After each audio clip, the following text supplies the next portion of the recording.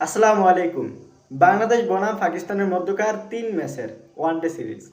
প্রথম ম্যাচ অনুষ্ঠিত হবে আজ দুপুর ২টা ১৫ মিনিটে ১১ তারিখ ১১ই মার্চ।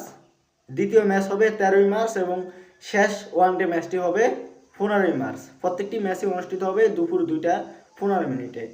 আজ বাংলাদেশ পাকিস্তানের বিপক্ষে ঠিক কেরকম একাদশ নিয়ে নামবে সেই বিষয় যদি বলি, উইকেট বিবেচনায় এখানে যে মিরপুরের উইকেট, সেখানে আগে যদি কোনো দল টসে জিতে তাহলে হয়তো বা টসে জিতলেই আগে ফিল্ডিং নেওয়ার সম্ভাবনা বেশি। এটা আমরা কম বেশ সবাই জানি। মিরপুরের উইকেট একটু স্লো থাকে, সেক্ষেত্রে আগে ব্যাটারদের জন্য একটু মুশকিল হয়ে যায় খেলাটা।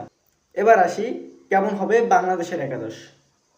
সেক্ষেত্রে ওপেনিংয়ে শাহিব হাসান এবং সৌম্য সরকারকে রাখা হবে, কেননা ওপেনিংয়ে শাহিব হাসান সৌম্য সরকারের এর আগে যে সিরিজটা গিয়েছিল ওয়েস্ট ইন্ডিজের সাথে, সেখানে তাদের পারফরমেন্স ছিল দুর্দান্ত।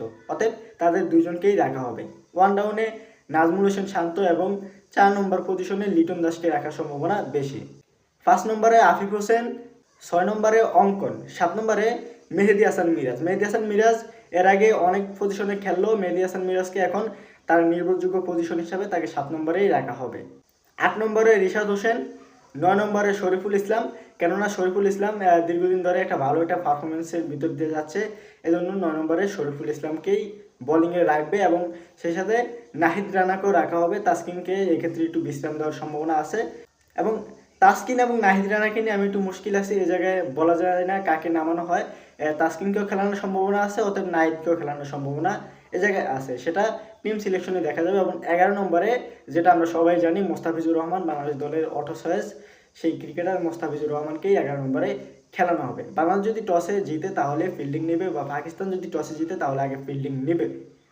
আর একাদশটা ঠিক এরকমই হবে। আমি যদি আবার গুছিয়ে একাদশটা বলি, তাহলে শুরুতে ওপেনিংয়ে থাকবে শাহিব হাসান এবং সৌম্য সরকার। ওয়ান ডাউনে নাজমুল হোসেন শান্ত, ৪ নম্বর পজিশনে লিটন কুমার দাস, ৫ নম্বরে আফিফ হোসেন, ৬ নম্বরে অঙ্কন, ৭ নম্বরে মেহেদী হাসান মিরাজ, ৮ নম্বরে রিশাদ হোসেন, ৯ নম্বরে শরীফুল ইসলাম, ১০ নম্বরে তাসকিন আহমেদ অথবা নাহিদ রানা, ১১ নম্বরে মোস্তাফিজুর রহমান।